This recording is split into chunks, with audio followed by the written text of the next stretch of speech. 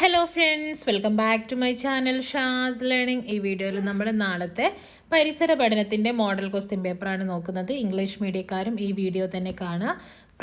കുറേ previous question paper നമ്മൾ എടുക്കുന്ന സമയത്ത് നമുക്ക് അതിൻ്റെ ഇംഗ്ലീഷ് മീഡിയം കിട്ടത്തില്ല. മലയാളം മീഡിയം ക്വസ്റ്റ്യൻസ് മാത്രമേ ലഭ്യമായിട്ടുള്ളൂ. മലയാളം മീഡിയക്കാരും ഇംഗ്ലീഷ് മീഡിയക്കാരും ഈ വീഡിയോ കാണുക. പ്രവർത്തനം 1. നമ്മുടെ ചുറ്റുപാടും കാണുന്ന ഏതാനും ജീവികളുടെ ചിത്രങ്ങളാണ് താഴെ കൊടുത്തിട്ടുള്ളത്. ഈ ജീവികളുടെ വാസസ്ഥലത്തെക്കുറിച്ചും സവിശേഷതകളെക്കുറിച്ചും വയലും വനവും എന്ന പാഠഭാഗത്ത് നിന്ന് നമ്മൾ മനസ്സിലാക്കിയല്ലോ. ഈ ജീവികളെ കരയിൽ ജീവിക്കുന്നവ, ജലത്തിൽ ജീവിക്കുന്നവ, കരയിലും ജലത്തിലും ജീവിക്കുന്നവ എന്നിങ്ങനെ തരംതിരിച്ചെഴുതൂ. ആമ കരയിലും ജലത്തിലും ജീവിക്കും. തവളയും അതേപോലെ തന്നെയാണ്. ആ ഫിഷുകളൊക്കെ എന്താണ്? വെള്ളത്തിൽ മാത്രമേ ജീവിക്കൂ. അണ്ണാനും പൂച്ചയൊക്കെ എന്താണ്? കരയിൽ മാത്രമേ അവർക്ക് ജീവിക്കാൻ കഴിയൂ. ഇവിടെ പട്ടിക തന്നിട്ടുണ്ട്. ഈ പട്ടികയിലാണ് എഴുതേണ്ടത്.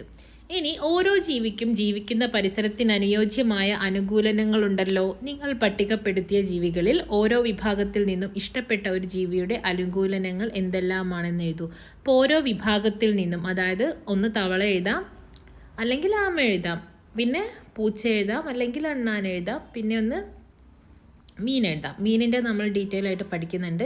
മത്സ്യം, അപ്പോൾ മത്സ്യത്തിൻ്റെ എഴുതുക.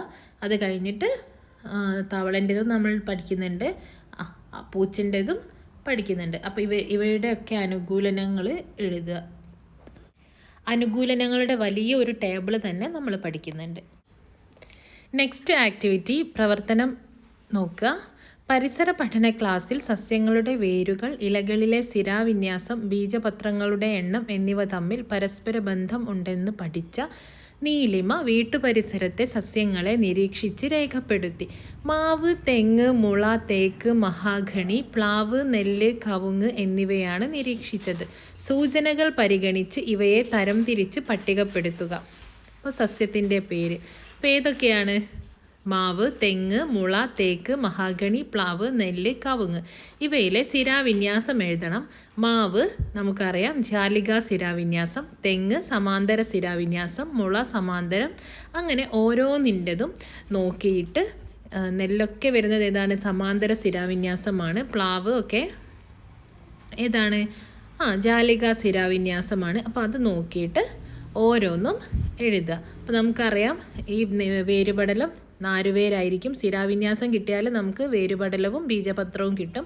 സമാന്തര സിരാവിന്യാസമാണെങ്കിൽ നാരുവേര് പടലവും ഏകബീജപത്രവുമായിരിക്കും. നമ്മൾ പഠിച്ചിട്ടുള്ളതാണ്. അത് വെച്ചിട്ട് കംപ്ലീറ്റ് ചെയ്യുക. മുളയ്ക്കുന്ന വിത്തിൽ നിന്ന് ആദ്യം പുറത്തു വരുന്ന ഭാഗം എന്തായിത്തീരുന്നു? വേരായിട്ടാണ് മാറുന്നത്. വിത്ത് മുളയ്ക്കാൻ ആവശ്യമായ ആഹാരം എവിടെയാണ് സംഭരിച്ചിരിക്കുന്നത്?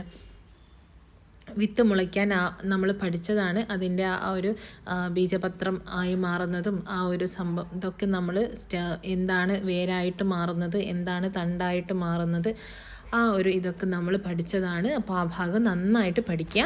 അടുത്തത് പ്രവർത്തനം 3.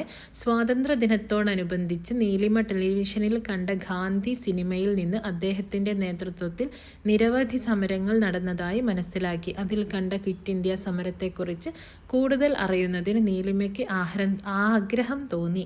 ക്വിറ്റ് ഇന്ത്യ സമരത്തെക്കുറിച്ച് ഒരു കുറിപ്പ് തയ്യാറാക്കുക. ക്വിറ്റ് ഇന്ത്യ സമരം, ക്വിറ്റ് ഇന്ത്യ, ഇന്ത്യ വിടുക, അപ്പം പ്രവർത്തിക്കുക അല്ലെങ്കിൽ മരിക്കുക, 1942. അപ്പോൾ ആ വർഷം, ആ ഒരു സാഹചര്യങ്ങളെല്ലാം ഉൾപ്പെടുത്തിക്കൊണ്ട് ക്വിറ്റ് ഇന്ത്യ സമരത്തെക്കുറിച്ചൊരു കുറിപ്പ് തയ്യാറാക്കുക. അടുത്തത് ചേരുംപടി ചേർക്കാനാണ്. കേരള ഗാന്ധി, കേളപ്പനാണ്. ചമ്പാരൻ സമരം, നീലം കർഷകരാണ്. ദണ്ഡിയാത്ര, സബർമതി ആശ്രമം, ഉരുക്കു മനുഷ്യൻ, സർദാർ വല്ലഭായ് പട്ടേൽ. അപ്പോൾ അത് കംപ്ലീറ്റ് ചെയ്യുക. പ്രവർത്തനം 4. നീലിമയും കൂട്ടുകാരും സ്കൂളിൽ നിന്നും പക്ഷി സങ്കേതത്തിലേക്ക് യാത്ര പോയി. അവിടെ അവൾ കണ്ട കാഴ്ചകൾ തൻ്റെ നിരീക്ഷണ ഡയറിയിൽ കുറിച്ചത് വായിച്ചു നോക്കൂ. അപ്പോൾ ഓഗസ്റ്റ് 4 വെള്ളിയാണ്. ഇന്നത്തെ ദിവസം ഏറെ രസകരമായിരുന്നു. ഒട്ടേറെ പക്ഷികളെ ഞാനിന്നു കണ്ടു. തത്ത, തേൻകുരുവി, പരുന്ത്, പൊന്മാൻ, മരം കൊത്തി, അങ്ങനെ എത്ര തരം പക്ഷികളാണ് നമുക്ക് ചുറ്റുമുള്ളത്. എത്ര വൈവിധ്യം നിറഞ്ഞതാണ് ഇവരുടെ ലോകം. നീലിമയും കൂട്ടുകാരും സ്കൂളിൽ നിന്നും പക്ഷി സങ്കേതത്തിലേക്ക് യാത്ര പോയി. അവിടെ അവൾ കണ്ട കാഴ്ചകൾ തൻ്റെ നിരീക്ഷണ ഡയറിയിൽ കുറിച്ചത് വായിച്ചു നോക്കൂ. ഇന്നത്തെ ദിവസം ഏറെ രസകരമായിരുന്നു. ഒട്ടേറെ പക്ഷികളെ ഞാനിന്ന് കണ്ടു. തത്ത, തേൻകുരുവി, പരുന്ത്, പൊന്മാൻ, മരംകൊത്തി, അങ്ങനെ എത്ര തരം പക്ഷികളാണ് നമുക്ക് ചുറ്റുമുള്ളത്. എത്ര വൈവിധ്യം നിറഞ്ഞതാണ് ഇവരുടെ ലോകം. ഈ ഇര പിടിക്കുന്നതിനും സഞ്ചരിക്കുന്നതിനും സഹായകമായ എന്തെല്ലാം ശാരീരിക പ്രത്യേകതകളാണ് ഈ പക്ഷികൾക്കുള്ളത്. ഏതെങ്കിലും 3 പക്ഷികളുടെ ശാരീരിക പ്രത്യേകതകൾ എഴുതുക. പരുന്തിൻ്റെത് എഴുതാം, മരംകൊത്തി, അങ്ങനെ നിങ്ങൾ പഠിച്ചിട്ടുള്ള പക്ഷികളത് എഴുതാം. പക്ഷികൾ നമുക്കും പ്രകൃതിക്കും ചെയ്യുന്ന പ്രയോജനങ്ങൾ എന്തെല്ലാം? അപ്പോൾ ആ പക്ഷികൾ നമുക്ക് ചെയ്യുന്ന പ്രയോജനങ്ങൾ നമ്മൾ പഠിച്ചിട്ടുണ്ട്. പക്ഷികളെക്കുറിച്ചൊരു വലിയൊരു പാഠം തന്നെ പക്ഷികളെക്കുറിച്ച് മാത്രം നമ്മൾ പഠിച്ചതാണ്. ഇപ്പോൾ കാക്ക ചെയ്യുന്ന കാര്യങ്ങൾ, അങ്ങനെ ഓരോ പക്ഷിയും നമുക്ക് ചെയ്തു തരുന്ന കാര്യങ്ങൾ വെച്ചിട്ട് എഴുതാണ് വേണ്ടത്. പക്ഷികൾ ദേശാടനം നടത്തുന്നത് എന്തിനു വേണ്ടിയിട്ടാണ്? അപ്പോൾ അതും കൂടി എഴുതുക. എന്തിനു വേണ്ടിയിട്ടാണ് പക്ഷികൾ ദേശാടനം നടത്തുന്നത്? പുസ്തകത്തിൽ നോക്കി തന്നെ കണ്ടുപിടിക്കുക. ഞാൻ പെട്ടെന്ന് ആൻസർ പറഞ്ഞിട്ട് പോയാൽ നിങ്ങളത് ജസ്റ്റ് കേട്ട് അത് മറക്കും. ടെക്സ്റ്റ് ബുക്ക്, നോട്ട്ബുക്ക് എടുത്ത് വെച്ചിട്ട് ആൻസർ കണ്ടുപിടിക്കുക. ആ സമയത്ത് നിങ്ങളത് ഓർത്ത് വെക്കും. പ്രവർത്തനം 5. നീലിമ വരച്ച മീനിൻ്റെ ചിത്രം ചുവടെ കൊടുക്കുന്നു. ഈ ചിത്രത്തിന് നിറം കൊടുത്ത് ആകർഷകമാക്കൂ. മത്സ്യത്തിൻ്റെ ശ്വസനാവയവം ഏതാണ്? ഗിൽസാണ്. നമുക്കറിയാം. മത്സ്യത്തെ ജലജീവിതത്തിന് സഹായിക്കുന്ന 3 സവിശേഷതകൾ എഴുതുക. അതിൻ്റെ സ്കെയിൽസ്, വഴുവഴുപ്പ്, പിന്നെ നമ്മൾ പഠിച്ചിട്ടുണ്ട് അല്ലേ, അതിൻ്റെ ഒരു ബോട്ട് ആകൃതിയാണ്. അങ്ങനെയുള്ള കാര്യങ്ങൾ നിങ്ങൾ നോക്കി പഠിക്കുക. മീനിനെ നമ്മൾ പ്രത്യേകമായിട്ട് ഡീറ്റെയിൽ ആയിട്ട് ഫസ്റ്റ് തന്നെ പഠിക്കുന്നത് ഫിഷിൻ്റെതാണ്. പ്രവർത്തനം 6. നിസ്സഹകരണ സമരത്തിൻ്റെ ഭാഗമായി ഗാന്ധിജി കേരളത്തിലും എത്തി. അത് കേരളത്തിലെ സമരത്തിന് കൂടുതൽ ശക്തി പകർന്നു. ഇത് വായിച്ചപ്പോൾ നീലിമയ്ക്ക് സംശയമായി. നിസ്സഹകരണ സമരത്തിൻ്റെ ആവശ്യങ്ങൾ എന്തെല്ലാമായിരുന്നു? ആ ഒരു പ്ലക്കാർഡ്സ് വെച്ചിട്ട് നമ്മൾ പഠിച്ചിട്ടുണ്ട്. മദ്യം വർജിക്കുക, ഖാദി വസ്ത്രം ധരിക്കുക, അങ്ങനെ പറഞ്ഞിട്ട് നമ്മൾ ഒരു 5 പ്ലക്കാർഡ്സ് നമ്മുടെ ടെക്സ്റ്റ് ബുക്കിൽ പ്ലക്കാർഡ്സ് ഉണ്ട്. അപ്പോൾ അത് വെച്ചിട്ട് പഠിക്കാം. അപ്പോൾ ഇത്രയാണ് ഈ ഒരു ഇതിൽ. പിന്നെ താഴെയുണ്ട് കേരളത്തിലെ സ്വാതന്ത്ര്യ സമര സേനാനികളെക്കുറിച്ച് പഠിച്ചിട്ടുണ്ടല്ലോ. കേരളത്തിൽ നിന്നുമുള്ള ഏതെങ്കിലും 2 സ്വാതന്ത്ര്യ സമര സേനാനികളുടെ പേര് എഴുതുക. കേരളത്തിൽ നിന്നാണ് കേളപ്പൻ, ഒക്കെ നമ്മുടെ കേരളത്തിലുള്ളവരാണ്. അപ്പോൾ അത് എഴുതുക. പിന്നെ